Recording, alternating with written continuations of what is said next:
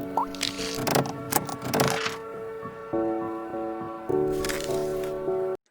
Evening traders, hello everyone, आप सभी का स्वागत है वेग मिस्टर ट्रेडिंग में। हम लोग जिस शेयर के ऊपर बात करने वाले हैं ट्रेडर्स, उसका नाम एस बैंक है। देखिए 18 रुपीज 90 पैसे पे चल रहे हैं। क्या खबरें निकल के आई हैं उन पे हम विस्तार से बात करेंगे।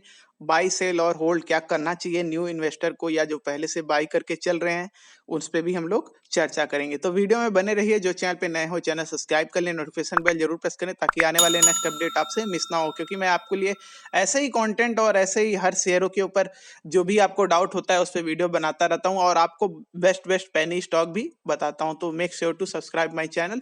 देखिए ट्रेडर्स, जो करंट प्राइस चल रहा है इस बैंक का 80 रुपीज 90 पैसे पे चल रहा है। अच्छी खासी मूवमेंट दिखा के क्लोज हुआ है दिसंबर 18 को।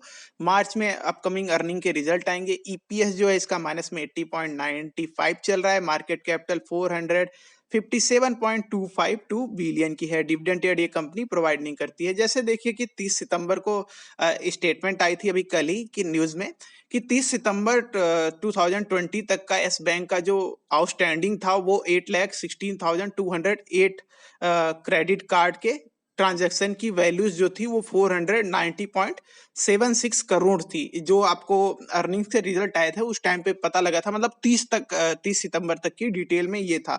तो उसके तहत क्या हुआ है कि बिजनेस लाइन एक वेबसाइट है जिसपे द हिंदूज का मतलब पेटेंट है इसका, मतलब उससे बनी हुई है। तो उसके अंदर रजनीश प्रभु ने बताया कि जो इशू कार्ड थे हम लोगों के फरवरी में 45,000 करोड़ कार्ड्स थे, बट इस ईयर कोविड के पैंडेमिक के चलते और नोट्रियम बैंक पे जो इम्पैक्ट डाला है उसकी वजह से बिजनेस जो हमारा उस पे गिरावट आई है। जिन लोगों को पता नहीं है रजनीश प्रभु कौन है, वो देखिए सीनियर ग्रुप प्रेसिडेंट हैं क्रेडिट कार्ड और merchant acquiring at Yes Bank. तो इस तरीके से उनकी ये लिंक्डइन से मुझको प्रोफाइल का उनका मिला, क्योंकि देखिए एड्रेस मैं भी जब इसमें पूरे न्यूज में इन्होंने सिर्फ प्रभु मेंशन कर रखा था तो मेरे को भी नहीं पता था, क्योंकि डायरेक्टर सीईओ तो कोई है नहीं इस नाम का जिसमें यस बैंक से, तो इसलिए यस बैंक से तो हमको पता नहीं था। तो मैंने भी इसको गूगल करके सर्च किया तो उस तरीके से इनकी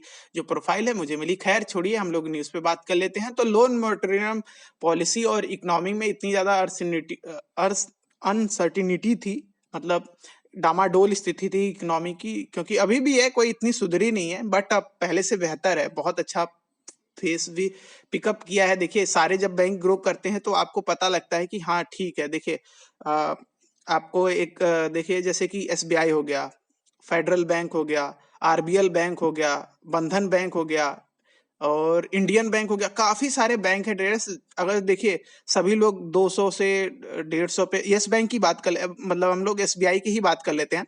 देखिए 200 से नीचे था, अभी 271 पहुंच रखा है। तो इस तरीके से जब सभी चीजों में ग्रोथ दिखाई दी है, तो अब देखिए कि जब सभी में ग्रोथ दिख रही है तो मतलब कुछ तो प्रॉफिट होना शुरू हो चुका है, पहले से रिकवर हो चुका है।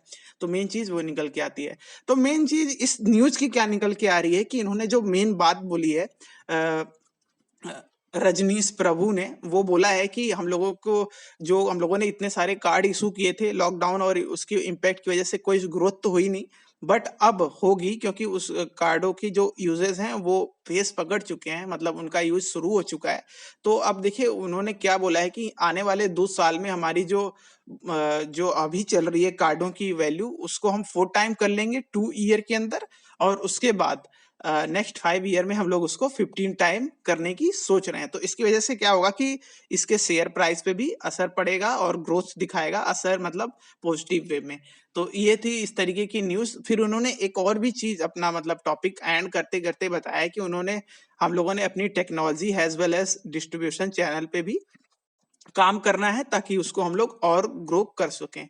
तो यस बैंक का जो अभी क्रेडिट कार्ड का बुक चल रहा है अबाउट 1250 करोड़ का है। इस न्यूज को अगर आपको लेना है, मतलब एक तरीके से डाइजेस्ट करना है, तो इसको पॉजिटिव वे में कर सकते हैं और इसका गुड इम्पैक्ट पड़ेगा हमारे सभी लोगों के पोर्टफोलियो पे और प्रॉफिट बनेगा जो इसमें इन्वेस्ट करके चल रहे हैं। न्यू लोग भी जुड़ना चाहते हैं तो अगर आपको ऐसा बोला जाए कि अगर आप अभी बाय कर लेते हैं तो ऐसा कुछ नहीं है कि ये कोई बैंक आपको एकदम ही उड़ा के पैसे माला माल कर देगा। देखिए जो बहुत टाइम से इन्वेस्ट कर रहे हैं वो चीजें जल्दी समझ जाते हैं। न्यू लोग होते हैं वो समझ नहीं पाते हैं कि वो छोटी सी खबर हो चाहे बड़ी सी खबर हो, उसका इम्पैक्ट कितना पड़ेगा बैंक पे, वो ऑल ओवर इंडिया के सभी लोगों पे डिपेंड करता है कि उसका इम्पैक्ट कितना उसको अब काफी टाइम होता है कि न्यूज होती है, बहुत बड़ी न्यूज होती है कि बहुत ज्यादा इनकम हुई है, बट अब कम लोगों को पता है। तो उसकी वजह से क्या हो रहा है कि शेयर पे आपको मूवमेंट, क्योंकि उसमें इन्वेस्ट नहीं करेंगे लोग तो ग्रोथ नहीं दिखेगी। खैर छोड़िए उस बात को, हम लोग उसको डिस्कस नहीं करते हैं क्योंकि वो होल बहुत बड़ा लेवल हो जाता है ट्रेडर्स, और ऊपर से ऑपरेटर की मतलब गेम हो जाती है कि वो लोग शेयर का प्राइस डाउन कर देते हैं, अप कर देते हैं, तो उसकी वजह से एक रिटेल इन्वेस्टर के ऊपर काफी दबाव पड़ जाता है कि अब क्या रिस्क हो जाता है। क्योंकि मैंने काफी लोगों से सुना है कि सर जब मैं बाई करता हूँ तो शेयर उसके बाद ही गिरना शुरू हो जाता है। तो ये सब एक दो होते हैं कि इन चीजों को आपको सुधारने के लिए आपको बहुत ज्यादा एक्सपीरियंस की जरूरत पड़ेगी। ऐसा नहीं है कि आपने जस्ट अभी शेयर मार्केटिंग आपकी बिगिनिंग है, आपने 200 300, आप अपने को स्लो स्लो फेज से गो करिए। 200 का प्रॉफिट, 300 का प्रॉफिट, आप उसको इनफ मानिए और हम आप उसको वर्क करिए अपने लिए कि और कैसे हम लोग कितने नीचे वैल्यू पे मतलब कितने डिप में मैं बाई कर सकूं। अल्टीमेटली क्या है कि ट्रेडर्स आपको किस वैल्यू पे आप बाई कर रहे हैं, किस वैल्यू पे आप सेल कर रहे हैं, वहीं से आपको रिटर्न मिलता है ना। अब काफी लोग होते हैं जो सही वैल्यू पे हमेशा ही बहुत बार, काफी लोग मतलब है कि देखिए बहुत ज्यादा करोड़ लोग अपने इंडिया में शेयर मार्केटिंग में वर्क फील्ड में अपना इन्वेस्टमेंट करते हैं, पर बहुत कम लोग, ये देखिए फैक्ट है, बहुत कम लोग ही प्रॉफिट बना पाते हैं। वो कैसे बना पाते हैं? उन लोगों ने अपना ये कर रखा है माइंडसेट, एक तरीके से माइंडसेट कर रखा है कि हम लोगों को बस इतना ही प्रॉफिट बनाना है, ना ग्रीडी बनना है, ना डाउन जाने देना है। तो ये कैसे बना है? ये कोई ऐसे थोड़ी ना है कि आपने एक इन्वेस्ट किया और हमको पता है श्योरिटी है फुल, इतना जाएगा बेच दूंगा, नहीं जाएगा तो लॉस बुक कर लूंगा। तो ये सब होना चाहिए, आप में भी ये सब फिक्स होना चाहिए। आपको इमोशनली कनेक्ट नहीं होना चाहिए अगर आप नए इन्वेस्टमेंट कर रहे हैं। मेरे को पता है होता है जब पैसे लॉस में जाने लगते हैं, जब तक पैसे अप रहते हैं तो हम लोग सोचते हैं कि और बढ़े, बट उन चीजों को आपको कंट्रोल करना पड़ता है। मनी को आपको ग्रोथ करना है तो आपको मनी को इमोशनली उससे कनेक्ट नहीं होना है। मेरे मेरे वैल्यू से अगर मैं आपको बताऊं तो मैं कभी कनेक्ट नहीं हुआ, चाहे 10,000 का लॉस हो रहा हो चाहे 20,000 का प्रॉफिट हो रहा हो। मैंने कभी इसको पर्सनली नहीं लिया कि हाँ कुछ सीखने को मिला है। इस तरीके से वे में लेके चलिए। अगर आपको ट्रेडिंग कर रहे हैं, इन्वेस्ट और जो इन्वेस्टर हैं उनका तो बहुत बढ़िया है ही। अगर आप शेयर मार्केटिंग में घुस गए हैं तो आपको एक चीजें बहुत आप थोड़े जब ज्यादा एक्सपीरियंस वाले हो जाएंगे तो आपको बहुत मेन चीज पता लगेगी कि अगर आप इन्वेस्टर बन जाते हैं तो बहुत अच्छी बात है।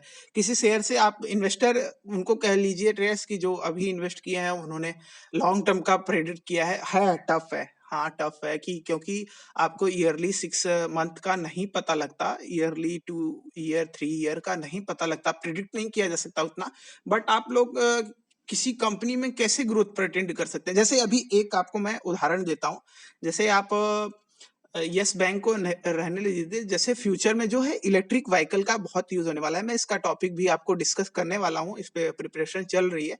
जैसे इलेक्ट्रिक व्हीकल्स आने वाले हैं फ्यूचर में, पक्का यूज होंगे क्योंकि फ्यूल एक टाइम पे खत्म होने वाला है क्योंकि ये लिमिटेड रिसोर्स है।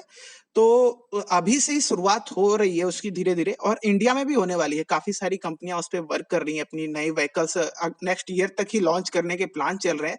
तो उसके ऊपर मैं अभी आपको होल लॉट वीडियो बनेगी उसके ऊपर, तो काफी सब कुछ बताना पड़ेगा, तो मैं उसका अलग से बताऊंगा। अभी जो हम लोग बात कर रहे हैं ट्रेडर्स, वो यस बैंक ही कर रहे हैं, और मैं इन्वेस्टर के बारे में भी बता रहा हूँ आपको। तो इस तरीके से इन्वेस्टर इन्वेस्ट करते हैं। तो आपको हमेशा अपने पोर्टफोलियो को, अगर आप ट्रेडर भी हैं फिर भी आपको अपने पोर्टफोलियो में इन्वेस्टर की तरह सोचना पड़ेगा, अगर आप इस फील्ड में और आगे घुसना और बढ़ना चाहते हैं। वरना ट्रेडर हैं तो इंट्राडे, वीकली, मंथली ऐसे करके आप कर सकते हैं। तो उस तरीके से आपको थोड़ा ये रहता है कि रिस्क ज्यादा है। अगर आप नए घुस रहे हैं ना, आपको ऐसे लगता है ना कि इंट्राडे बहुत इजी लग रहा है, क्योंकि देखिए आपको लग रहा है इजी, है नहीं इजी। जब आप करने लगेंगे ना तो आपको पता लगेगा कि कितना बड़ा रिस्क बन जाता है। अब देखिए, हम जिनको काफी एक्सपीरियंस है वो लोग तो उसको मतलब अपने बेनिफिट के लिए बना ही लेते हैं किसी ना किसी तरीके से करके, वो लॉस ज्यादा होने नहीं देते हैं। कि देखिए, 500 पे गया, प्रॉफिट बुक किया, कभी कभी 500 से 200 का लॉस पे ही एग्जिट ले लिया, ऐसा रखते हैं। इंट्राडे पे आपको कभी भी एसएल जो आप लगा रहे हैं वो बहुत ज्यादा नीचे लगाने की जरूरत नहीं है। आपको आप ऐसे अगर आप बाई करके चल रहे हैं ना, तो देखिए, मैंने अब तक अपना एक्सपीरियंस बताता हूँ। 80% हुआ है कि मैंने जिस प्राइस पे बाई किया है, अगर उससे 10-20 पैसे नीचे जाता है तो मैंने बस सेल कर देना है। मुझे कंफर्मेशन है कि उसके बाद बढ़ने वाला नहीं है, क्योंकि मैंने खुद एक ऐसे प्राइस पे बाई किया है जो अब वहां से तुरंत ग्रो ही जाए। नीचे अगर गया तो मैं उसको सेल कर दूंगा। तो आपको हमेशा 20 पैसे, 30 पैसे, अगर आप बड़ा शेयर की बात नहीं, जैसे मैं यस बैंक के ऊपर बात कर लीजिए, जैसे आप यस बैंक पे आप 20-30 पैसे का स्टॉप लॉस नीचे लगा सकते हैं। अब बड़े नहीं, जैसे कि इन्फोसिस में अभी मैंने जल्दी ही इंट्राडे किया था, तो उस तरीके से आप उसमें इस तरीके से नहीं लगा सकते कि आप 20 पैसे का 30 पैसे का लगा रहे हैं, क्योंकि उसकी तो हर एक वैल्यू ही उतनी ऊपर नीचे डाउन होती है। तो इतना स्टॉप लॉस का भी बहुत बड़ा चीज है, आपको उसका भी यूज करना चाहिए। खैर छोड़िए, अभी हम लोग इसके ऊपर बात कर लेते हैं। तो एवरेज वॉल्यूम जो चल रहा है 10 डेज का, 360 रुपीज 0.848 पैसे चल रहा है।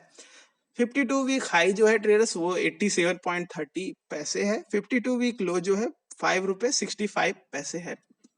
बैलेंस शीट में ज्यादा कुछ देखिए, क्विक रेशियो भी नहीं है, करंट रेशियो भी नहीं मेंशन कर रखा है। तो नेट डेप्ट देख लीजिए, इनका 581.34 बिलियन है। टोटल डेप्ट एमआरक्यू जो है 633.778 बिलियन है। टोटल एसिड 2498.3557 बिलियन है। इस हिसाब से देखिए, अभी भी डेप्ट काफी है कंपनी पे। देखिए, एक और भी चीज निकल के आई थी, अभी जल्दी की ही है, कि इन्होंने जितने भी 15 दिसंबर की है, तो ये भी मैं सोचा कि बता दूं। इससे दूसरे जो कॉफी डे करके एनएससी में रजिस्टर्ड कंपनी है, उसके ऊपर भी कॉफी डे इंटरप्राइज, उसका भी उससे जितने भी शेयर थे यस बैंक के, उसने सब सेल कर दिए हैं। तो देखिए, काफी ज्यादा शेयर थे, ऐसा कुछ छोटा नंबर नहीं, 15 लाख शेयर यस बैंक ने सोल्ड किए हैं। तो ये भी, इसके भी आपको मैं सोचा बता दूं। हर शेयर की जो वैल्यू थी, वो नॉमिनल वैल्यू जो थी 10 इंडियन रुपीज थी। अब आइए इसके रेशियोज और ग्रोथ पे बात कर लेते हैं यस बैंक की। तो आरओई आपको पता ही है कितना शानदार था जब तक कंपनी एक तरीके से कह लीजिए जिंदा थी। अभी तो जिंदा नहीं कह सकते, इतना माइनस में चल रहा है आरओई। मार्च 2014 में 25% का आरओई था। रिटर्न ऑन इक्विटी है, जिनको आरओई नहीं पता, और ये सभी वैल्यूज करोड़ के परसेंटेज में है, तो इसके भी आपको मैं कंफर्मेशन कर दूं। मार्च 2018 में देखिए 21%, मार्च 2016 में 20%, मार्च 2017 में 19%, मार्च 2018 में 18%, मार्च 2019 में 6%, मार्च 2020 में -68%। कितनी भयंकर गिरावट आई है। बट आपको इस चीज की चिंता नहीं करनी है, क्योंकि आपको पता है क्या हुआ था बैंक के साथ, उसकी वजह से ये सब हाल है। बट अब रिकवरी अच्छी हो रही है। देखिए, अभी जो ग्रोथ पे बात कर लें, आपको किसी में भी रिटर्न ऑन इक्विटी भी माइनस में है। 10, 4, 5 ईयर का स्टॉक प्राइस का जो CAGR है वो भी माइनस में ही है। देखिए, 10 ईयर का 11%, 5 ईयर का 33, 3 ईयर का 61, 1 ईयर का 63%, सभी वैल्यू माइनस में है। तो अगर मैं आपको एक मेन चीज बताऊं, तो ट्रेडर्स देखे, जो वैल्यू अब घटी है वापस बढ़ भी सकती है। जैसे कि कल ही एक ट्रेडर ने एक आप में से ही किसी ने कमेंट किया था कि सर, क्या कमेंट था, मैं चलो मेरे को याद आता है तो मैं आपको बताता हूँ। उससे पहले हम लोग शेयर होल्डिंग पैटर्न्स पे बात कर लेते हैं।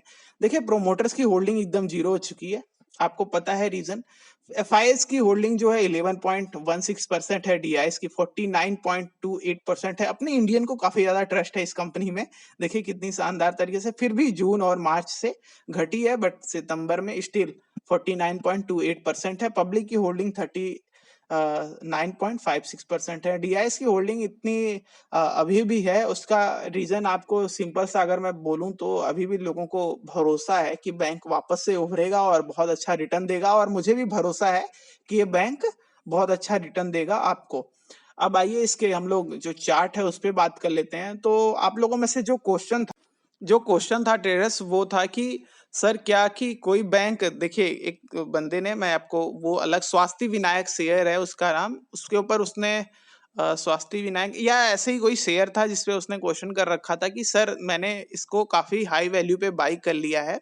तो देखिए मैंने उसका चार्ट देखा जब कोई शेयर 2 ईयर में उतना हाई जा सकता है तो 2 ईयर में अगर उतना लो आ गया है तो वापस से वो उतना हाई रिकवर कर सकता है। मेन चीज़ यही बतानी थी तो इसमें भी सेम वही चीज़ बन सकती है ट्रेडर्स देखिए जैसे मैं आरओई और बाकी चीजें आपको बता रहा था जिस तरीके से इसमें गिरावट आई है उसी तरीके से रिकवरी भी आ सकती है पर उसके लिए टाइम लगेगा क्योंकि अब उतनी ज्यादा जो कैपिटल डाउन हुई है उसको इकट्ठा करने में तो टाइम लग सकता है ये थोड़ा अलग केस है क्योंकि इसके अंदर वैल्यू लाने में ज्यादा टाइम लगेगा वो अलग केस था तो उसमें रिकवरी आपको जल्दी दिख जाएगी देखिए अभी जो एसएल है आपको 15 पे लगा के चलना है मैंने पहले भी आपको टारगेट 15 पे बताया था बट अब लेट हो चुका है तो आप 15 पे एसएल लगा सकते हैं अभी भी ऐसा इसमें कोई वो नहीं है कि आपको डिप नहीं मिलेगी 16 तक की मिल सकती है बट अगर आप लॉन्ग टर्म के लिए चल रहे हैं तब तो आप और बढ़िया जैसे कि देखिए प्राइस एवरेज कर लीजिएगा अगर आप लॉन्ग टर्म के लिए सोच रहे हैं जितना नीचे मिले आपको पॉजिटिव रहना पड़ेगा अगर आप शेयर मार्केटिंग में हैं तो आपको पॉजिटिव रहना पड़ेगा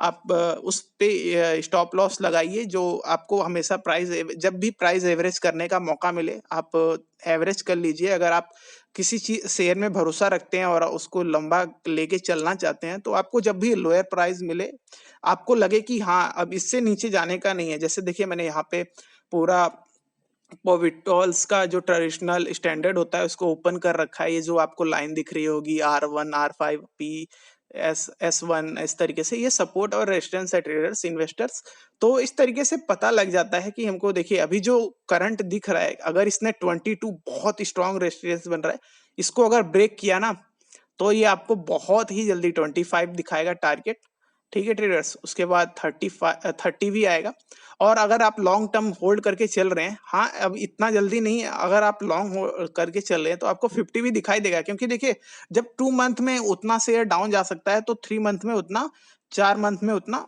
ग्रोथ भी कर सकता है तो मेन चीज वही थी जैसे कि इसका अभी हम लोग पीछे जाएंगे तो इसका 50 से भी ऊपर था मई से पहले तो उस तरीके से मैं बात कर रहा हूँ ट्रेडर्स आपको पॉजिटिव रहना चाहिए इतनी कम वैल्यू पे है आपको बाई करना चाहिए अब देखिए कम बैंक है रिकवर कर रहा है इसके ऊपर ऐसा कह लीजिए एसबीआई का ये हाथ है तो इस तरीके से इसमें आपको ग्रोथ मिलेगी मैं अपनी बातों को यही विराम देता हूँ thanks guys for watching this video अगर आपका कोई सुझाव हो तो कमेंट में जरूर मेंशन करिएगा अगर आपका इस शेयर से रिलेटेड कोई डाउट है तब भी बताइएगा और आपकी क्या सोच है इस बैंक को लेके वो भी कमेंट में जरूर मेंशन कर दीजिएगा मेरे को पढ़ के बहुत खुशी होगी थैंक्स